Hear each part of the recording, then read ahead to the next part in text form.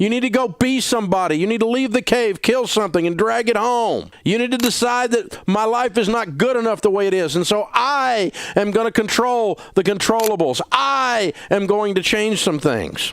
What's the difference between a man who stays broke and a man who builds a legacy? It's not his IQ, it's not his background, and it's definitely not his luck. It's a single, dangerous mindset, a quiet poison that convinces you that your situation is acceptable. For 30 years, Dave Ramsey has been screaming one warning from the rooftops. It's not about your credit score, it's not about which mutual fund you pick. It's about the one thing that guarantees your potential stays locked in a cage for the rest of your life. The common enemy isn't the government, your boss, or the economy.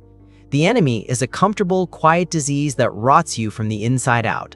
It's the voice that whispers, "It's not your fault, just wait for things to get better, and you don't have enough to get started anyway." Today, we're exposing that one warning. First, we're going to name this disease. Second, we'll reveal how it disguises itself as intelligence. And finally, I'll give you the only cure there is. If you feel like you're stuck in neutral, this is the gut punch you've been waiting for. Number 1, the disease of stagnation. You're not stuck. You're stagnant. Don't be stagnant. You know what stagnant pond water does? It grows scum on top. You don't want to be stagnant. You get scummy. Let's name the disease. Dave Ramsey's #1 warning is against stagnation. Stagnation is the passive, comfortable acceptance of your current reality. It's when you stop growing, stop fighting, and just exist. You complain about your income but don't learn a new skill. You worry about your debt but take no action. You are stuck and you've subconsciously decided to stay there. Dave puts it perfectly. Think of a stagnant pond. What happens to water that doesn't move? It gets murky, it grows scum, it becomes lifeless. Your career, your finances, your life are the exact same way. If you are not actively moving forward, you are decaying. There is no standing still, there is no standing still. You are either growing or you are rotting. Take a guy like Tom. He's 38, works in logistics. He's been in the same role for 6 years, making about the same money. He's a good guy, but he complains constantly. He complains that his wages are stagnant, that the company doesn't appreciate him. But what has he done? He hasn't taken a certification course. He hasn't updated his resume. He hasn't asked for a new project. He's just waiting. His moment of realization came last week when a 28-year-old colleague, someone who was always asking questions and learning new software on the side, got the promotion Tom secretly felt he deserved. In that moment, he realized the company wasn't stagnant. He was. You have to decide if you're going to be the person who complains about the rain or the person who builds the ark. Number 2, the delusion of opinions.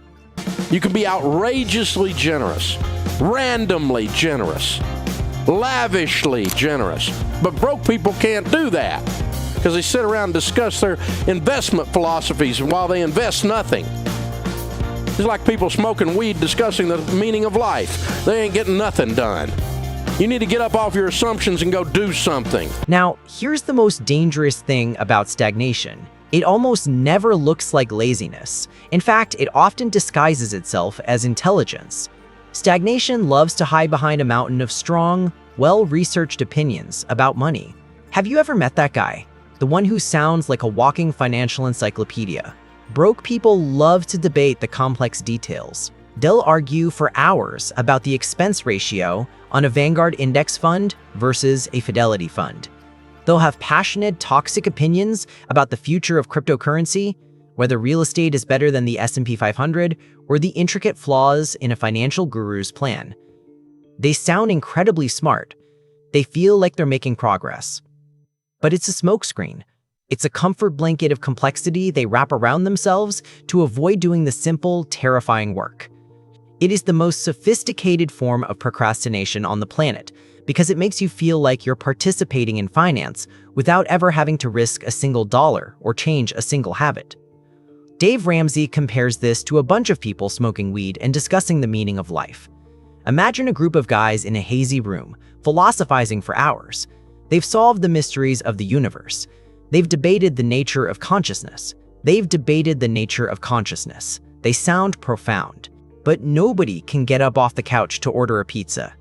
Their theories are worthless because they lead to zero action. It's like the guy on the bar stool who can tell you every quarterback's completion percentage from 1992, but he's never thrown a football in his life. He's a commentator, not a player. Having a brilliant investment philosophy when you have $0 invested is pointless. You have to get up off your assumptions and go do something. Think about a mechanic named Chris. Chris is the king of his online investment forums. He feels smart. He feels powerful. He can tell you the 30-year return of the NASDAQ down to the decimal point. He scoffs at the newbies asking simple questions while he's busy optimizing his theoretical portfolio for the next market crash he's been predicting for 7 years. Last week, his friend Mark is leaning against a toolbox during their lunch break. Mark says, "Hey man, you're always talking about this stuff. It's awesome. Just curious, how much did you actually manage to put away last month?" And suddenly, the genius is gone. You can see the panic in Chris's eyes. He pauses, he stammers, he puts up the smoke screen. "Well, I'm still finalizing my allocation strategy," he says defensively, just waiting for the market to give a clearer signal. Mark just nods. "Oh, right on." And he walks away. But Chris is left there with the cold, brutal truth ringing in his ears. He's been finalizing his strategy for 5 years. Those 5 years of research cost him a massive bull run. Half a decade of compound growth gone. His quest for the perfect plan was just an excuse to never start a good plan. It all comes down to this. Your problem is not your rate of return. It's not your expense ratio. It's not your investment philosophy. Your problem is that you have nothing for the rate to return on. Stop being a commentator and get in the game. Number 3.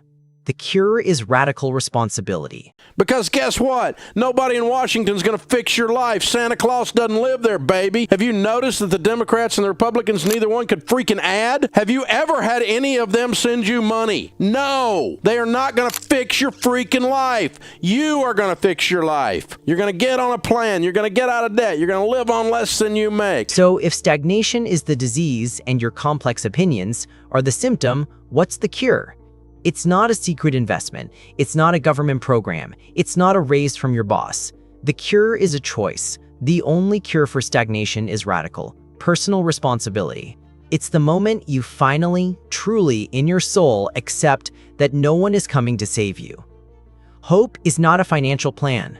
Wishing things were different won't pay the light bill. Real change only happens when the pain of staying the same becomes greater than the fear of taking action. It's a line you draw in the sand. It's the day you stop being a victim of your circumstances and start being the architect of your life.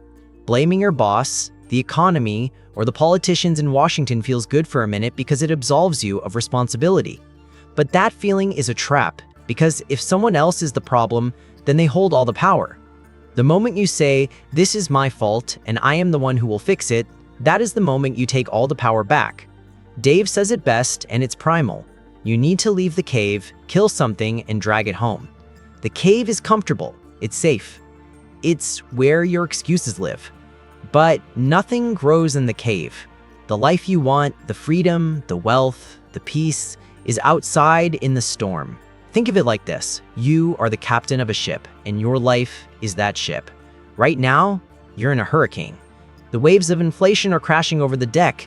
The winds of a tough job market are tearing at the sails. A stagnant person stands on the deck screaming at the storm, cursing the weather. The responsible captain says, "I cannot control the storm, but I can control this ship." They grab the wheel, they reef the sails, and they steer the vessel through the chaos. You have to decide if you're going to be a passenger screaming about the waves or the captain who grabs the wheel. Let's go back to Tom, the guy who just watched a younger colleague get the promotion he wanted. He drives home that night in a silent rage. He walks in the door, and his wife can see it on his face. She asks what's wrong, and the old Tom would have launched into a tirade about his boss, about company politics, about how unfair it all is. But tonight is different. The anger isn't aimed outward. It's aimed inward. He looks in the mirror, and he sees the real problem. 6 years of comfort, 6 years of waiting, 6 years of quiet stagnation. The shame of it hits him like a physical blow. He walks past his wife and goes straight to the kitchen table. He opens his laptop, the screen lighting up his tired face. His fingers aren't just typing, they're punching the keys with a newfound purpose. He finds a 6-week supply chain management course, the one he bookmarked a year ago, and without hesitating, he punches in his credit card number. For the first time, spending money feels like an investment, not a loss. Then he picks up his phone and sends a text to a friend at a rival company. "You guys hiring? Time for me to make a move."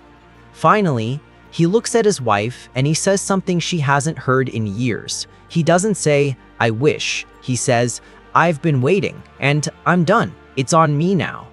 In that moment, he's not just a man with a new plan, he's a new man. This is your moment of truth. You can keep waiting for the world to change, for your boss to notice you, for the perfect time to start. Or you can stop waiting for the cavalry to arrive and realize that you are the cavalry.